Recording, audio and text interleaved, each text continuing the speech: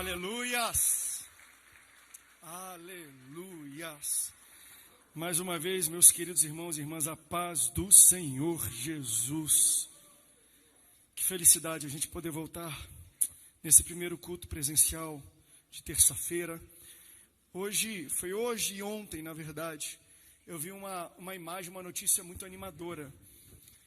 Eu vi uma foto e um vídeo de um evento esportivo nos Estados Unidos e de um evento musical, um show na Nova Zelândia, com mais de 55 mil pessoas em cada um desses dois ambientes, lotado de gente lado a lado e ninguém com máscara. Vai passar, meus irmãos, já está passando. Por isso, eu sei que não tem às vezes muito a ver com a linha do que eu vou pregar aqui, mas se você chegou na idade, tome a vacina. Eu estava visitando alguns irmãos e eu perguntei, vem que você vacinou? A pessoa, pastor, não sei não, eu ainda estou orando a Deus, se eu devo vacinar ou não. Eu falei, orando porque eu estou pedindo um sinal para ele. Aí eu falei assim, você acredita que o pastor, um anjo da igreja pode ser um sinal de Deus? Ela, claro, então se vacine, o sinal de Deus para você sou eu agora, tá bom, meus irmãos? Coopere para que a gente possa voltar logo, como diz a minha esposa que chegou, meu filho está dormindo ali. Ela está doida pelo culto sovaco com sovaco, é assim, amor, que fala? Grudado assim, não tem nem como movimentar. Quando você dá glória a Deus, ela que fala bem, ela é mais engraçada. Mas você está tão próximo da pessoa que você dá glória a Deus, ela dá junto com você. Porque quando você levanta a mão, não tem espaço, as duas levantam. Quantos estão com saudade de um culto sovaco? Eita, Jesus. Tem que botar máscara no sofá, tem que ter cuidado com esse culto também. Meus irmãos, vocês podem abrir a Bíblia no Evangelho de Jesus, segundo escreveu Lucas, capítulo 9. Eu quero ler com vocês os versículos 57 ao 62. Eu quero falar aqui sobre 3 razões que muitas pessoas encontram, 3 justificativas, 3 desculpas que pessoas encontram para não seguir a Deus, para não priorizar a Deus, para não ser atento ao chamado de Deus.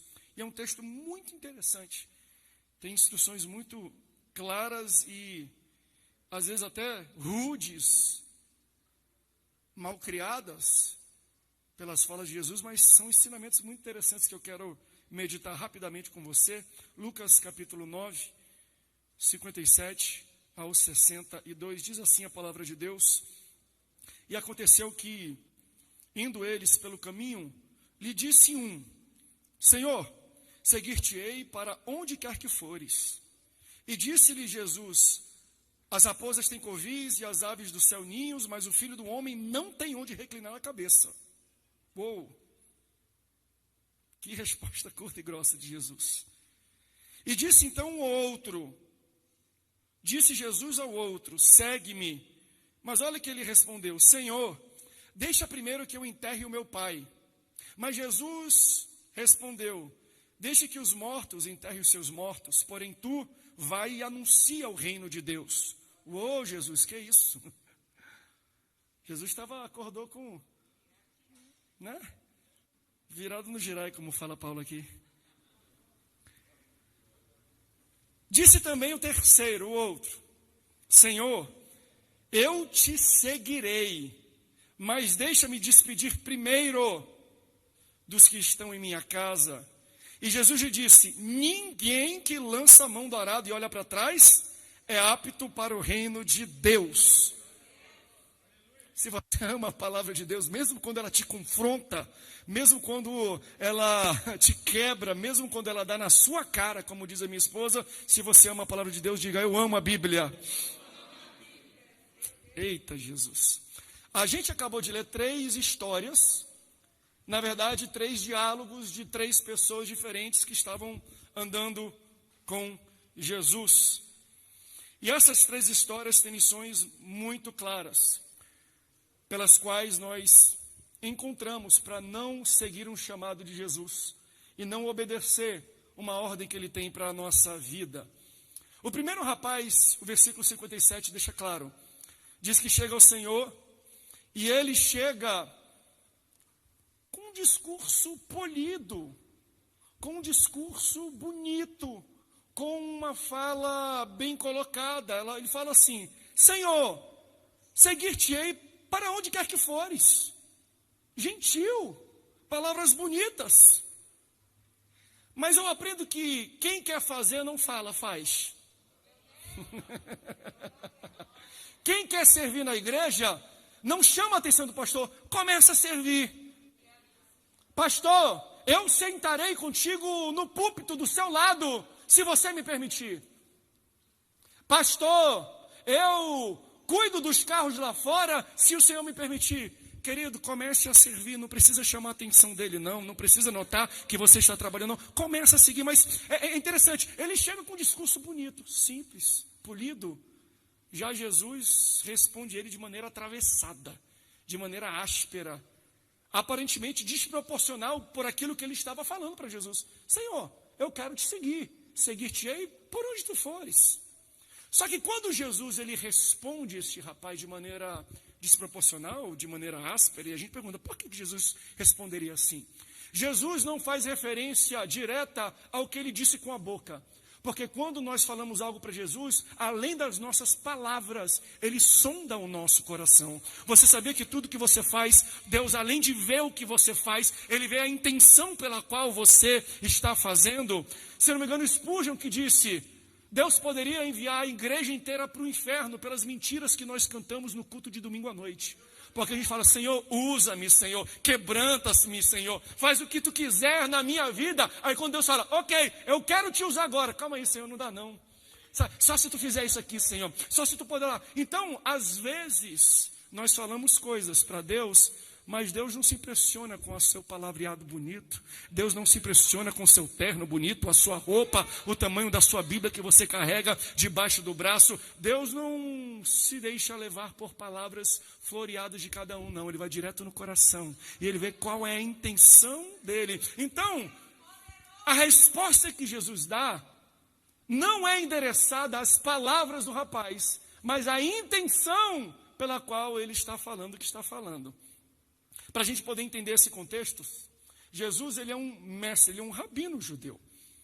E a forma como eles constroem o ministério é um pouco padrão naqueles tempos. Você se torna um mestre, um pastor, um professor, um rabi daquela época. A primeira coisa que você procura é formar outros discípulos. Então Jesus começa o seu ministério terreno atrás de homens, de pessoas, para chamar, para seguir, para ensinar, para disciplinar estas pessoas.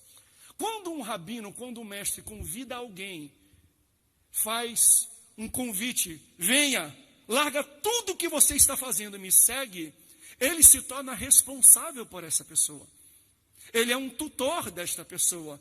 Se eu falo para você sair da sua casa, se eu falo para você largar o que você está fazendo e me seguir, quem é que vai me dar de comer? Quem é que vai me dar roupa para vestir? Quem é que vai proporcionar todo dia cama para eu dormir? Quando Jesus busca alguém, quando um mestre, um rabino, um líder chama alguém, ele tem responsabilidade sobre essa pessoa que ele está chamando. Então, quando esse rapaz diz, Senhor, eu estou aqui, estou pronto para te seguir, na verdade o motivo do coração dele era assim, ó, Senhor, eu largo tudo para fazer o que tu me chama, mas o que tu vai fazer para mim? Senhor, eu farei tudo por ti, mas o que você vai me dar em troca? Vai me dar comida para comer? Vai me dar cama para dormir? Vai me dar roupa para vestir? Vai cuidar das minhas contas e dos meus boletos? Jesus entende esta intenção do rapaz. Eu estou disposto a te seguir. E você está disposto a fazer o que por mim? E aí Jesus não hesita e fala, raposas têm covis, árvores têm ninho, mas o filho do homem não tem onde reclinar a sua cabeça. Em outras palavras, ei, amigão, comigo não tem negociação não. Muita gente vem e busca ministério, muita gente quer seguir a Jesus para negociar com Jesus, falando, Senhor, eu vou lá na frente do púlpito, eu vou orar e vou levantar a minha mão para ti, mas o que você vai me dar em troca? Senhor, eu vou te dar uma oferta muito grande, mas o que tu vai me dar em troca? Senhor, eu vou fazer um sacrifício para ti e o que tu vai me dar em troca? E nós acabamos criando uma mentalidade errada de igreja, estávamos até conversando sobre isso hoje, na mesa do nosso almoço, uma mentalidade de buscar a Deus pelo que Deus pode nos proporcionar e nos dar, ao invés de buscar ele pelo que ele é. Então, Jesus deixa muito claro: ei, amigão, rapaz, moça, família, você quer me seguir? Então entenda uma coisa: raposa tem casa, pássaro tem onde dormir, mas o filho do homem não tem. O que ele está falando é: se você quer entender o que eu posso dar para você em troca, pegue a sua cruz e siga-me, carrega o peso que tem de trás de mim. Por isso que eu acho lindo, Jesus está falando: comigo não existe negociação. Sabe aquelas pessoas que falam: Senhor, eu estou trabalhando aqui e se der errado eu volto para o ministério. Qual é a razão pela qual você está no ministério, então? Se você tem que largar o ministério para perseguir outras coisas, se Jesus te chamou para o ministério, aí você tenta tudo. Quando tudo dá errado, não, eu vou lá para a igreja, eu vou abrir uma igreja, não é assim? Eu vou abrir uma igreja. Tem uma frase que eu ouvi muito falar no Rio de Janeiro, falava-se assim, ó: é mais fácil ser pastor do que trabalhador, porque a Bíblia é mais leve do que a enxada. Mentalidade de pessoas que buscam estar em cima de um púlpito à frente de Deus, ser anjo da igreja, pelo que Deus pode dar para eles, pela provisão diária do que Deus pode dar. Se Deus me chama, o meu interesse aqui não é próprio para ter riquezas na terra, embora eu busque a bênção de Deus. Eu quero uma tranquilidade, eu quero algo para minha família. Mas se você busca o ministério pelo que Jesus pode dar para você, Jesus já está falando: a única coisa que eu posso te dar é uma cruz. Você quer chegar no céu, eu te levo para lá. Mas antes do céu, sempre existe uma cruz. Por isso, não me busque pelo que eu posso dar para você. Porque nem eu tenho onde reclinar a minha cabeça. A proposta de Jesus é contrária à proposta de muitas pessoas nos dias de hoje. O que a gente diz ou oferece para alguém vir aqui na frente da igreja? Quais são os benefícios? Quais são as facilidades que estamos entregando ou ensinando para o povo em troca do que Deus pode fazer? Porque Jesus, ele inverte a proposta. Quer vir após mim? Carrega a tua cruz. Eu lembro de uma história do pastor Daniel Colenda. A gente estava sentado, lembra, amor? Comendo com ele, e ele falando dos projetos da CIFAN, lá em Orlando, e ele falou assim: olha, eu tive um projeto que Deus colocou no meu coração, que era para eu mentorear 6 pessoas de lugares diferentes do mundo. Então eu ia falar com algumas pessoas que teriam interesse para vir participar desse projeto. Eles tinham que largar tudo, a casa, o trabalho.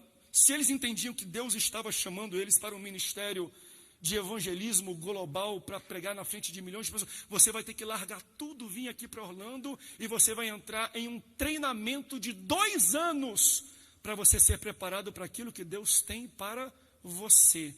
E ele começou a orar e falando: Senhor, eu gostei desse projeto, mas eu só vou fazer esse projeto se tu, primeiro, enviar as pessoas certas, e segundo, der todo o suporte financeiro necessário para isso. Eu estou trazendo gente de tudo que é lugar do mundo, Senhor. Que responsabilidade eu vou ter? Eu preciso dar o que comer, onde eles devem dormir. E ele disse um dia orando e voltando para casa no carro, quando um bilionário entra em contato com ele, liga para ele, e o bilionário fala assim: Daniel, Deus me incomodou e mandou te ligar, porque ele disse que você tem um projeto, e Deus falou: você vai financiar o projeto que eu dei para o Daniel. Então eu estou te ligando para perguntar para ti: que projeto é esse? O cheque está pronto. Qual é o valor que eu devo assinar? Aí ele explicou o projeto, Eliel, para o rapaz. Falou: olha, eu vou trazer pessoas de todo lugar do mundo, pessoas alto nível, vamos treinar 2 anos, não sei o quê, e eles vão viajar comigo. Ele falou: não tem problema, me diga qual é o preço, eu vou alugar ou comprar, e eles podem dormir em condomínios de luxo durante os 2 anos, carro de luxo durante os 2 anos, eu vou dar um salário semanal para eles, além de pagar todos os custos, e a cada 6 meses eu vou pagar passagem para eles voltarem para a terra natal deles e poder visitar a família. Ele: amém. Só que ele falou: Eu não posso colocar na internet ou colocar no formulário de inscrição que eu vou dar casa de luxo, carro de luxo, comida de primeira qualidade, salário semanal e pagar todas as dívidas. Por quê? Porque se eu fizesse isso, milhares de centenas de pessoas iam querer participar, mas não estariam participando pela razão correta. Aleluia. Ele ligou e falou, vem para cá, você foi selecionado, mas como é que vai ser? Não sei, só vem. Eu vou morar onde? Não sei, só vem. Eu vou comer o quê? Não vem, só vem. Mas como assim, Daniel? Aí Daniel falou assim, se você entendeu que Deus te chamou, vem. Se você entendeu que Deus não te chamou, fica onde você está, porque eu estou interessado em pessoas que Deus realmente chamou. Quando chegou lá, ele falou, você aqui vai lavar o tapete, você vai escovar o banheiro com escova de dente, você vai limpar tudo aqui, vai trabalhar. Enquanto isso, você vai estar aprendendo. Mal eles sabiam que por trás disso, eles iam pregar para centenas de milhares de pessoas. Você está entendendo? Quando nós recebemos o chamado de Deus e buscamos, Deus vai nos levar a pessoas, Deus vai nos dar a palavra de salvação, Deus vai nos usar para dar encontros e restaurar famílias e fazer coisas grandiosas. Só que se Jesus falar isso para a gente de cara, olha, o fim do teu ministério vai ser assim, ó, eu vou te exaltar, eu vou te tirar lá do interior do Amazonas, eu vou te tirar lá do Piauí e eu vou te trazer para cá. Se Deus mostrasse para a gente o fim do ministério, nós não entraríamos no ministério pela razão correta. A gente ia entrar porque falando, eu vou ser uma pessoa conhecida, eu vou ser uma pessoa respeitada. Deus não quer isso. Você está disposto a largar tudo e vir me seguir sem saber onde você vai dormir, sem saber o que você vai comer, sem saber o que você vai vestir? Se Deus te chamou, vem. Se Ele não chamou, fica em casa. É isso que Jesus está falando para ele. Entendeu? Por que Jesus então responde de maneira grosseira? Porque ele queria alinhar a expectativa desse rapaz. Se você me segue, porque você tem um chamado e acha que eu posso te usar, vem. Mas não espere que eu te prometa undos e fundos, que eu te prometa prosperidade, grandes carros, grande fama, grande reconhecimento. Não espere isso, porque se você estiver vindo por isso, você está vindo pelo resultado e pelo motivo errado. Deus, às vezes, não mostra para a gente o final do projeto, propositalmente. Porque se a gente vê, a gente vai entrar por causa do fim, e não por causa do processo, e não por causa do Deus do processo, e não por causa do chamado. Siga seu chamado, não pelo que o chamado pode te dar, mas por aquilo que Deus pode fazer na sua vida e através da sua vida para outras pessoas. Por isso, não pergunte. John Kennedy falou assim, não pergunte o que o seu país pode fazer por você, mas pergunte o que você pode fazer pelo seu país. Eu posso parafrasear? Não pergunte o que Deus pode fazer por você, mas hoje analise o seu coração e diga, Senhor, o que eu posso fazer por ti? Eu não espero nada de ti, eu quero só te servir por quem tu és, por quem tu me fez. Já isso me basta, Senhor, para viver a minha vida abençoada. Diga assim, sem negociação. Não tem com ele. O segundo é sem procrastinação. Procrastinação é deixar para amanhã o que você pode fazer hoje. É colocar as prioridades em locais errados. A segunda pessoa falou, Senhor, me deixa primeiro enterrar meu pai. A resposta de Jesus foi dura. Ei, deixa que o morto enterre o morto. Meu pai, eu não gostaria de receber uma resposta dessa do Senhor. Eu sou pastor, sou filho de pastor.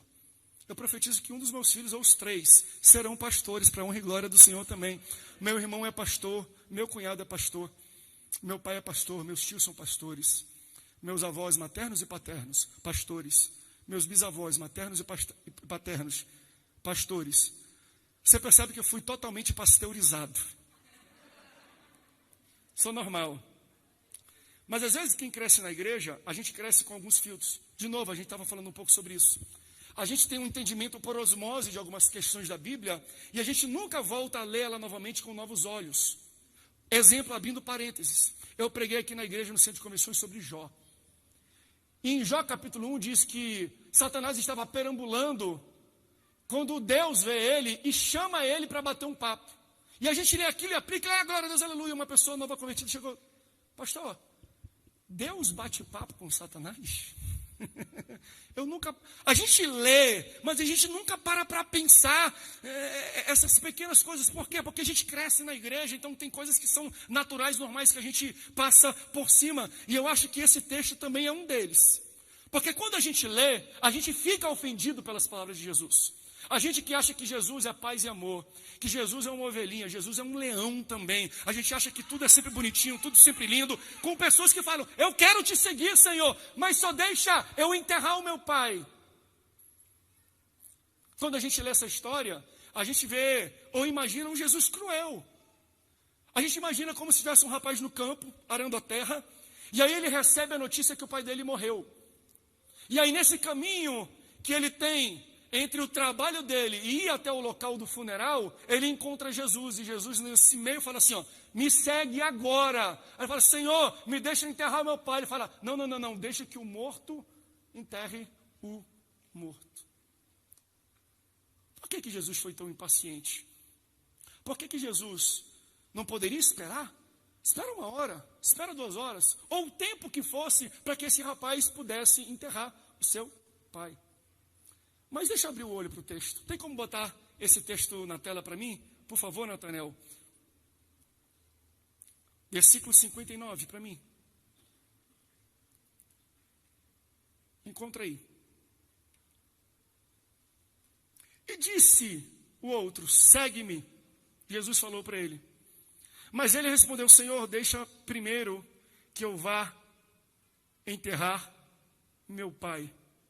Sabe o que eu acho interessante nesse texto? Não quero esticar, não quero inventar em cima dele, mas tem uma pergunta que a gente deve fazer nesse texto. Ele fala, Senhor, eu vou te seguir, mas primeiro me deixa enterrar meu pai. O texto não cita que o pai dele morreu. Às vezes a gente pode imaginar que esse texto está falando, Senhor, eu vou te seguir, mas primeiro deixa eu cuidar do meu pai que está velhinho. Depois que ele morrer, eu vou ter disponibilidade para seguir a tua obra. O que eu quero apontar é que às vezes essas duas palavras acabam e matam os chamados que Deus tem para a nossa vida. Senhor, eu vou te seguir, mas primeiro, quando entro mais primeiro eu preciso casar, mas primeiro eu preciso ganhar dinheiro, mas primeiro eu preciso me formar, mas primeiro eu preciso ser pastor, mas primeiro eu preciso ter o diploma, mas primeiro eu preciso viajar, mas primeiro eu preciso me preparar, mas primeiro eu tenho talento. Senhor, eu até quero te servir, mas primeiro a gente prioriza o que está acontecendo na nossa vida e bota o chamado de Jesus em segundo plano. Mas primeiro, eu preciso crescer, que eu sou criança, e você é criança, adolescente que está aqui. Quem te disse que você precisa ser adulto para você seguir o chamado que Jesus te deu? Se Jesus te chamou, meu amorzinho, quando você é criança, Andrezinho, se Jesus, meu filho, te chamou quando você é criança, é porque Ele quer te usar como criança. Chamado atrasado é chamado estragado. Se Ele te chamou hoje, meu filho, Ele quer te usar hoje, do jeito que você é, como você é. Você também, meu amor, você também. Cadê as criancinhas aqui desse local? Então entenda, se Jesus chama uma criança, não é porque Ele quer que a criança se torne adulta para usar. Quer usar enquanto ela é criança.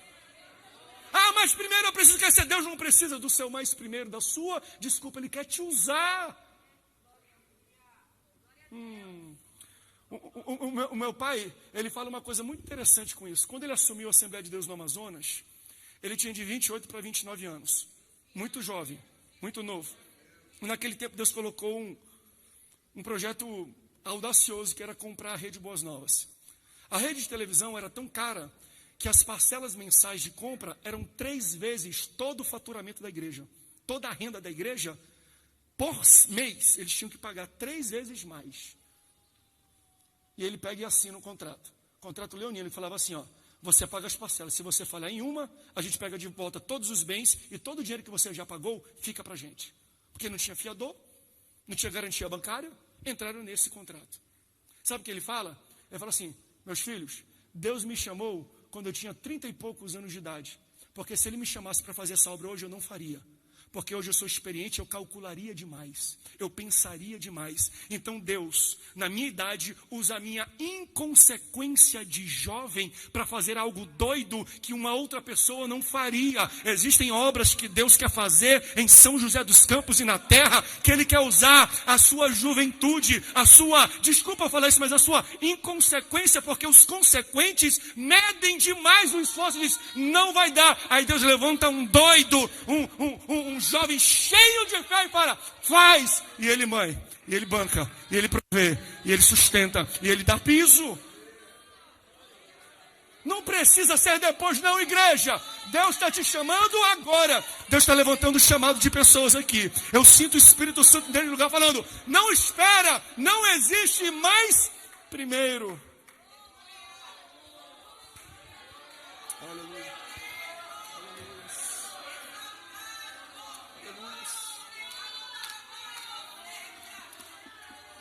Deus quer te usar agora. Mas pastor, eu não entendo muito daquilo. É exatamente por isso que Ele quer te usar. Porque se você entendesse, você não entraria.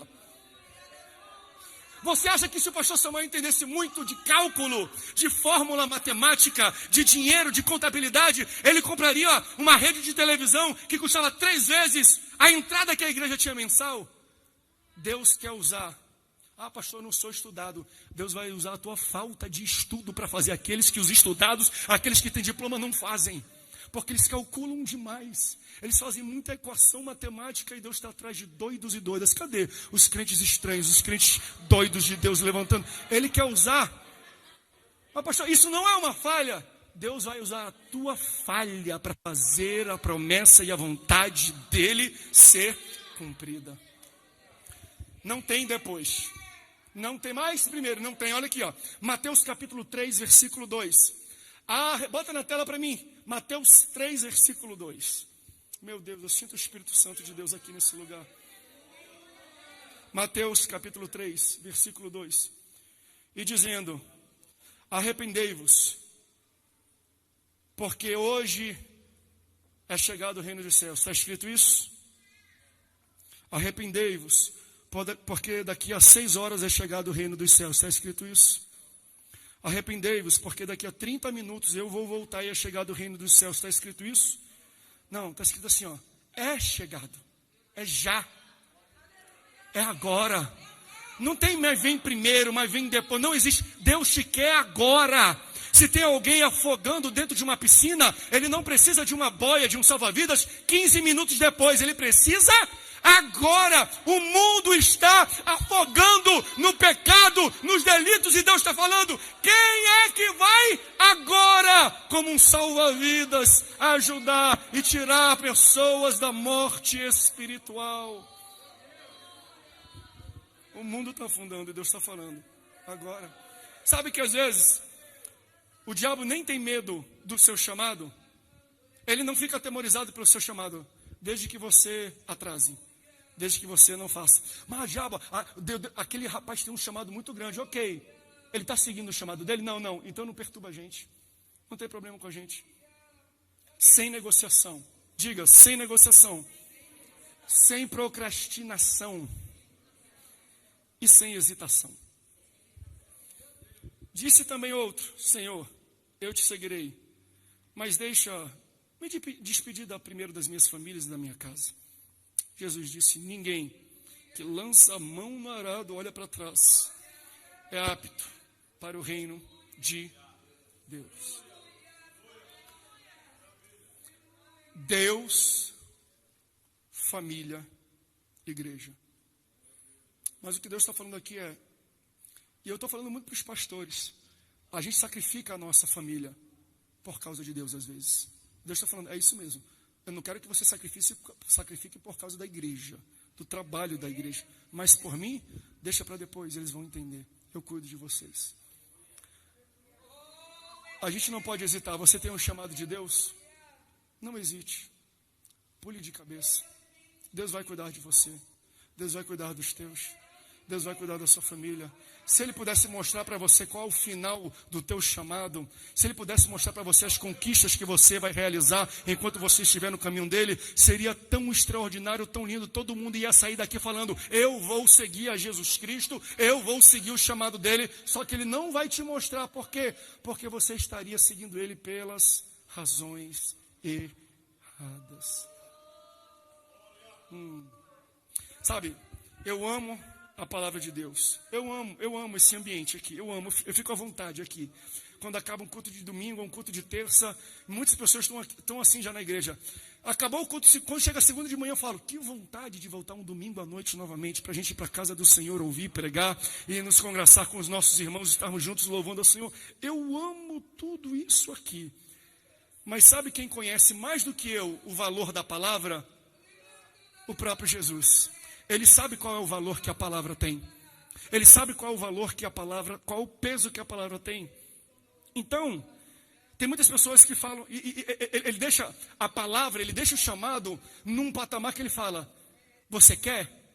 Isso aqui é um privilégio. Não é uma obrigação que você está fazendo em largar tudo e seguir a minha palavra e meu chamado. É um privilégio para você. Pastores, não é um privilégio a gente estar aqui. Eu digo isso porque eu conheço os pastores. São homens brilhantes. Teriam um emprego em qualquer empresa do mundo, em qualquer lugar que eles teriam, mas largam aquilo que eles tinham para seguir o ministério pastoral. Por quê? Porque não existe nada mais gratificante, nada mais bonito, nada mais privilégio do que seguir a vontade de Deus. Mas enquanto tu está no ministério, eu sou milionário fazendeiro. Parabéns, mas o teu privilégio não é maior do que o meu. Mas eu tenho empresas, parabéns, o teu privilégio não é maior do que o teu. Como assim não é? Eu larguei de ter isso para ter a cruz do Calvário. Eu larguei de perseguir essas coisas para perseguir o sonho que Deus tinha para a minha vida. Por isso que ele vai falar quando ele diz, não, aquele que coloca a mão no arado e olha para trás não é apto, ele está falando não vou baratear o meu chamado. Não vou. Não pense que lá é melhor do que aqui, porque não é. É um privilégio. Você está com a mão no arado. É um privilégio, pastores, servir a Deus. Irmãos, é um privilégio vir para a casa do Senhor. Quando você oferta e dá o seu dízimo a Deus, você não está fazendo um favor para Ele, não. É um privilégio investir na obra de Deus. É um privilégio. Melhor do que comprar roupas para mim, comida boa para mim, é eu entregar nas mãos de Deus. Por quê? Porque é um privilégio entregar ao Senhor. É por isso que às vezes eu cuido. Eu falo muito com a Nayane, eu falei uma palavra errada, falei de maneira errada. Eu cuido muito quais palavras eu seleciono e eu trabalho muito isso com a Nayane. Cuidado com essas palavras. Cuidado com as palavras que a gente seleciona, por quê? Porque a gente tem a tendência de querer baratear, por exemplo, o momento de chamar o pessoal para o altar do apelo. A gente prega e a gente fala assim, vem aqui, que quando você chegar aqui, Deus vai te abraçar. Todos os teus inimigos vão cair por terra. Você vai enriquecer, vai prosperar. A família vai voltar. O carro que você quer, Ele vai te dar. E a gente começa a açucarar o Evangelho do Senhor, como se a gente tivesse que fazer que o Evangelho fosse atraente para alguém.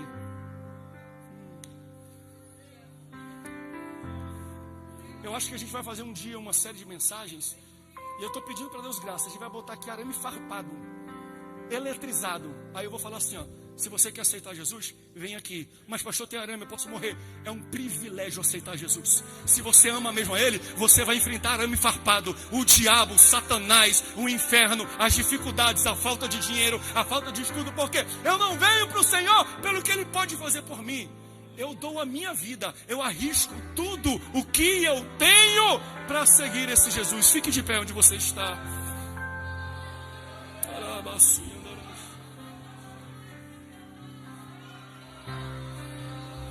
Deixa eu falar uma coisa para você. 12 homens aceitaram esse chamado. Até hoje nós pregamos sobre eles. Até hoje nós mencionamos o nome dele. Vamos fazer uma série chamada 12 Homens e um Segredo. Vamos pregar sobre cada apóstolo, cada discípulo. Até hoje existem quadros, existem vitrais, existem músicas, existem cidades. Você está no estado de cidades e estados. E não existe só uma São Paulo no mundo não, tá? Quase todo o país tem uma São Paulo. Coloca o nome de território por causa desses homens. Você imagina Jesus chegando até Pedro, até Tiago, até João, até Bartolomeu, e fala assim, ó, vem comigo, por quê? Porque 2021 anos depois vai ter cidade com teu nome. Vai ter quadro com teu nome. Vai ter música com teu nome. Vai ter texto, livro. Vão citar o seu nome. Todo domingo, uma multidão de pessoas em igrejas vão abrir e vão falar de você como inspiração. Jesus disse isso? Não. Porque ele não precisa dizer. Que você não precise ser atraído como chocolate, como um doce. Vem, que Jesus vai mudar a tua vida, que ele vai te dar dinheiro, que tu, é por causa da mudança de, por causa da mudança de vida eu vou, por causa do dinheiro eu vou, por causa do casamento eu vou, por causa da casa eu vou, por causa do contrato eu vou lá na frente. Aí Jesus está falando, não. Se é por causa disso, você não está me seguindo pelas razões corretas. Quer me seguir? Larga tudo.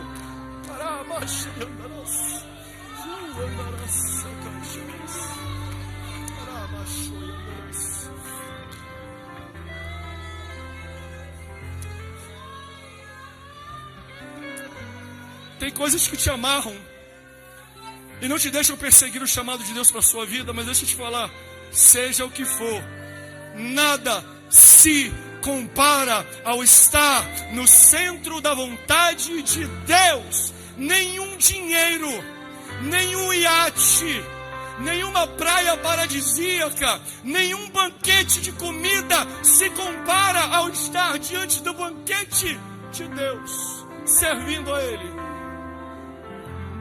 Mas você é pobrezinho, simplesinho. Sou mesmo, mas quando eu deito a minha cabeça no travesseiro, eu me sinto realizado. Você não, tem tudo que você pode ter, mas quando você deita a sua cabeça, será que você se sente realizado? E eu não vou ficar dando frases de efeito aqui não. Deus vai te realizar, Deus vai te completar, Deus vai te exaltar, o seu nome será escrito. Não estou falando isso não. O que eu estou falando é, se você olhar para trás, você não é apto de seguir esse Jesus. Aleluia. Se você tem outras prioridades, você não é apto a seguir esse Jesus. Se você coloca, preciso me despedir da família. Se você coloca outras pessoas, relacionamentos, esposo, namorado, chefe, à frente do chamado que Deus tem para a sua vida, você não é apto. Eu sei que essa palavra é dura, mas ela torna mais importante a decisão que nós tomamos. Servir a Deus é um privilégio para o Senhor.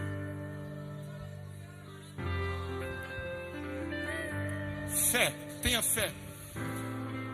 Deus vai até Abraão e fala, Abraão, sai da tua tenda e olha as estrelas do céu, se é que as pode contar. O texto está relatado em Gênesis capítulo 15, versículos 5 a 12, essa história. Bota para mim no 5. Então, Gênesis 15, versículo 5. Então o levou fora e disse, olha para o céu, quantas estrelas você pode contar? Disse-lhe, assim será a tua descendência. Pastor, isso vai contra o que tu pregou. Por quê? Porque Deus mostrou para Abraão o final da história. Aí quando ele viu tudo aquilo, opa, é assim? Então tá de boa. Vai terminar bem, vai terminar grande, vai terminar rico, vai terminar próspero, vai multiplicar. Deus mostrou. Aí vai versículo 6, 7. Deus pede para ele um sacrifício. Então faz o seguinte, para a gente fazer essa aliança do que eu estou te mostrando como promessa agora, eu quero um sacrifício teu.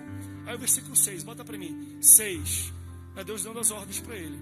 Creu e imputou como justiça. 7, por favor. Disse o Senhor, eu sou o Senhor que tirei do Ur de Caldeus para dar. 8. E disse o Senhor, como saberei que eu herdar? Ele perguntou, qual o sinal? Bota para mim próximo. Toma uma bezerra, 3 anos, uma cabra. Aí Deus começa a enumerar. Pega isso, corta no meio, pega aqui, pega um pássaro, pega um pão, coloca aquilo. E Deus dá para ele uma planta de um sacrifício para ele poder fazer, para poder selar essa promessa. Bota no versículo 12. E aí é o final. Ele acabou de fazer. Bota no 11 para mim, perdão, no 11. E aves desciam sobre os cadáveres. Abrão, porém, as enxotava, porque ele matou animais, fez sacrifício, e as aves começavam a descer depois da promessa que Deus deu. Tira ele da tenda, olha para o céu, assim será a tua descendência. Faz um sacrifício. Ele faz um sacrifício. Versículo 11, as aves vêm para comer o sacrifício. Versículo 12, isso é cronológico. E pondo-se o sol. Não preciso nem ler. Você entendeu isso, não? Deus chamou ele para fora. Mandou olhar para o céu, contar as estrelas, fazer um sacrifício. Ele enxotou as aves de sacrifício. Depois de tudo isso, o sol se pôs. Quando Deus chamou Abrão, era dia.